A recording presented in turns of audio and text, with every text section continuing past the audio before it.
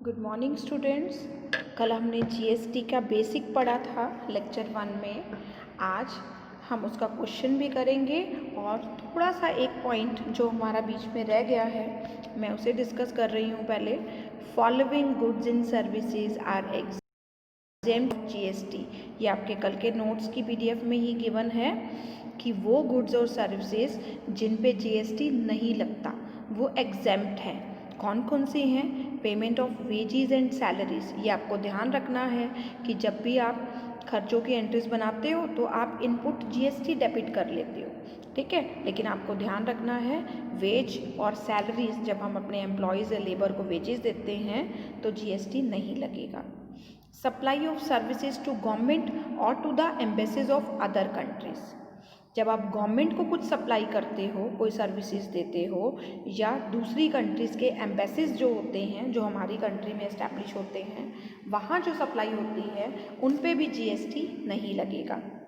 Third, electronic और water bills पे, बिजली का बिल और पानी का बिल, इस पे भी जीएसटी नहीं लगेगा। एजुकेशनल सर्विसेज यानी कि जैसे स्कूल की सर्विसेज हैं, कोई भी इस कोचिंग सेंटर्स हैं उन पे भी जीएसटी नहीं लगता। हेल्थ सर्विसेज जैसे हॉस्पिटल्स, इनकी सर्विसेज पे भी नहीं लगता। ट्रैवलिंग एक्सपेंस, इस पे भी जीएसटी नहीं लगता।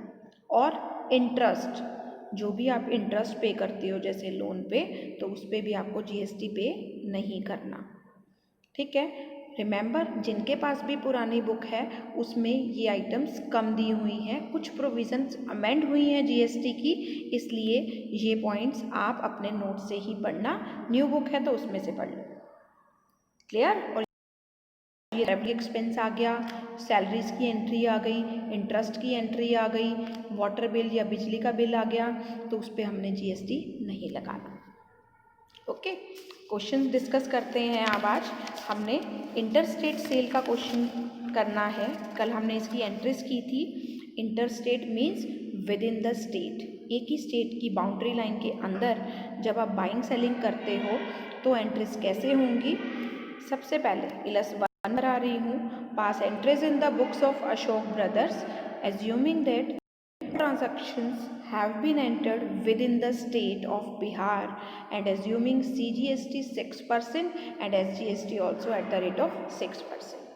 CGST और SGST लगना है 6% और बिहार स्टेट के अंदर ही सारी बाइंग सेलिंग है तो आप एंटर होगे। फर्स्ट है परचेज गुड्स फॉर ₹2 लाख, आपने उधार पे 2 लाख के गुड्स खरीदे। अगर जीएसटी ना होता तो हम इसकी एंट्री बनाते purchase account debit to creditor, ठीक है। अब परचेज के साथ साथ आपने इनपुट भी डेबिट कर देना। देखो इसकी ट्रांजैक्शन क्या बनेगी। Purchase account debit 2 lakh, input GST हमें 6% दिया था, 2 लाख का 6% 12,000 and input SGST is also be debited, 2 lakh का 10% 6% 12,000 और टोटल अब क्रेडिटर से हमने कितने पेमेंट करनी है 2,24,000 की। क्लियर? हर परचेज डेबिट होगा तो उसके साथ इनपुट डेबिट हो जाएगा। स्टेट के sale within the state की बाउंड्री के अंदर सेल बाइंग है तो इसलिए सीजीएसटी और एसजीएसटी लगता है, ये मैंने कल आपको बताया था। Second, sold goods for 3 lakh on credit. अब 3 लाख की सेल की एंट्री होती है डेटर टू सेल्स और प्लस अब सेल क्रेडिट के साथ आउटपुट जीएसटी भी क्रेडिट हो जाएगा। डेटर्स डेबिट टू सेल्स में हमने 3 लाख लिखा और 6% 18,000 सीजीएसटी और एसजीएसटी भी क्रेडिट करा। यहाँ हमने वर्ड यूज़ करा आउटपुट सीजीएसटी और आउटपुट एसजीएसटी और टोटल अब डेटर से पैसे कितने लेंगे हम 3,36,000। Clear? Now the third transaction, purchase computer printer for office for ₹50,000 and paid by cheque. हमने कंप्यूटर प्रिंटर खरीदा। रिमेंबर, वैसे तो ये हमारी एसेट है, असेट ही है, लेकिन छोटी छोटी असेट्स का अलग अलग अकाउंट हम मेंटेन नहीं करते।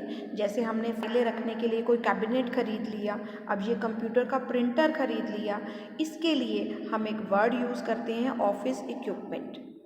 आप कंप्यूटर प्रिंटर अकाउंट डेबिट करोगे तब भी मैं ठीक करूँगी, लेकिन आपको याद हो जाए धीरे धीरे कि ऐसी चीज़ें जो ऑफिस में थोड़ी थोड़ी यूज़ होती हैं, तो उसके लिए हमने कोई अलमीरा ले ली, कोई फाइलिंग रखने के लिए, फाइलों के लिए कैबिनेट बनवा लिया, तो उसके लिए हम क्या वर्ड यूज़ करेंगे? Office equipment.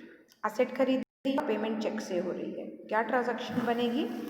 ऑफिस डेबिट 50,000, ठीक है। और CGST इनपुट वाला डेबिट होगा कितना? 50,000 का 6%, 6 5 30, 3,000 बन जाएगा। और टोटल चेक से पेमेंट हुई है तो यहाँ टू बैंक लिखेंगे 56,000 की। क्लियर? बहुत इजी है, बस पर बाइंग के टाइम पे इनपुट डेबिट करना है, परचेज डेबिट तो CGST भी डेबिट, और सेल क्रेडिट तो GST भी क्रेडिट, असेट डेबिट तो फिर GST भी डेबिट, खर्चे डेबिट तो फिर GST डेबिट। नेक्स्ट है हमारा legal consultation fee of 10,000 paid in cash. Legal fee pay की है 10,000 की कैश में, तो लीगल फ़ी अकाउंट डेबिट होगा 10,000। अगर लीगल फ़ी डेबिट होगा तो इसके साथ इनपुट GST, CGST और इनपुट SGST भी डेबिट होगा 6%, दैट मीन्स 6,600, और टू कैश टोटल ऐड करके हमारा हो जाएगा 11,200 का। Legal fees 10,000 debit, input CGST 600, input SGST 600, और टू कैश में चला गया total 11,200। Clear? Next transaction, rent of 20,000 paid by cheque. Cheque से आपने रेंट पे किया है तो आप क्या एंट्री बनाओगे? एक एंट्री लिख के भी दिखा देते हैं। आप 20,000 का रेंट पे कर रहे हो तो रेंट अकाउंट डेबिट होगा 20,000, पेमेंट से चेक से जा रही है तो टू में बैंक, लेकिन पेमेंट के टाइम पे हमें क्या करना पड़ेगा? इनपुट CGST अकाउंट और इनपुट SGST भी डेबिट। 20,000 का 6%, 1,200 और 1,200, टोटल पेमेंट कितनी लिखोगे? 22,400 की। क्लियर? रेंट पे किया तो उसका GST भी डेबिट कर दिया। Clear? The next is payment made of the balance amount of GST, this is called set of. अब सारी ट्रांजैक्शंस हो चुकी हैं, इस क्वेश्चन में ये 5 ही ट्रांजैक्शन थी, लास्ट ट्रांजैक्शन है कि अब आप GST को सेट ऑफ कर लो। ठीक है, set of is not a part of syllabus. Set of की टफ एंट्री आप सिलेबस में नहीं आएगी, ये आपको याद रखना है। सिंपल सा सेटअप सीखना है। आपने क्या करना है, जो ऊपर की 5 ट्रांजैक्शन में जितनी एंट्री में इनपुट डेबिट हुआ था उसका टोटल कर लो, जितनी भी एंट्रीज में आउटपुट डेबिट हुआ था, क्रेडिट हुआ था, उसका टोटल कर लो। पहली एंट्री में इनपुट आया था, दूसरी में आउटपुट, तीसरी में इनपुट, चौथी भी इनपुट और पांचवी भी इनपुट आया था। यानी कि 5 में से 4 एंट्रीज में इनपुट आया है, तो हम एक सेकेंड देखो, टोटल इनपुट कर लिया हमने चारों एंट्रीज का, जितना CGST है उतना SGST का भी टोटल आएगा। सेम आउटपुट एक ही एंट्री में आया था तो आउटपुट का तो वही 18,000। अब हमारा आउटपुट का टोटल और इनपुट का टोटल कर लिया। सेट ऑफ कैसे करना है? आउटपुट एंट्रीज में क्रेडिट हुआ था, अब सेट ऑफ की एंट्री में आप आउटपुट को डेबिट कर दो। Output CGST debit, output SGST debit. Input already books में डेबिट था, अब इसको क्रेडिट कर दो टू इनपुट CGST टू 16,800, 16,800। आउटपुट ज़्यादा था इनपुट से, तो जो बैलेंस बचेगा उसकी आप पेमेंट बैंक को कर दोगे टू बैंक। 18 36,000 में से ये दोनों 16,800 माइनस कर दोगे तो रिमेनिंग अमाउंट आप टू बैंक करके पेमेंट कर दोगे। किसको पेमेंट करते हैं? गवर्नमेंट को। क्लियर हुआ सेट ऑफ की प्रोविज़न? हमने कहा जितना एंट्रीज में इनपुट आया सबका टोटल कर लिया। अगर किसी एंट्री में इनपुट क्रेडिट होता तो हम उसे माइनस भी करते, आगे आ जाएगा वो, ठीक है। और आउटपुट का भी टोटल कर लिया। आउटपुट ऑलरेडी बुक्स एंट्रीज में क्रेडिट हुआ था, अब ख़त्म करने के लिए इसको डेबिट, इनपुट डेबिट था, अब क्रेडिट करो, तभी तो आपस में कैंसिल होंगे। और जो बैलेंस बचेगा, जितना आउटपुट आपने कलेक्टेड ज़्यादा है उतना आप बैंक को पे कर दोगे, सॉरी गवर्नमेंट को पे कर दोगे। क्लियर? आ जाएगा? ठीक है, लाओ एक और इलस्ट करते हैं।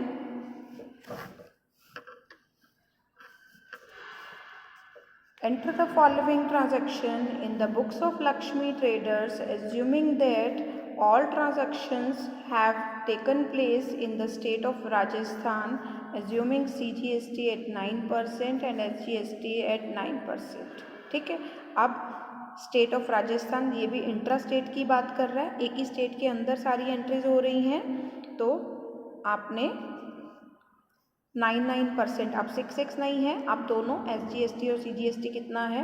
9 टोटल 18% से लगाना है। आई थिंक इसको नेक्स्ट वीडियो में कंटिन्यू करते हैं बेटा, ठीक है। लीव करती हूँ अभी।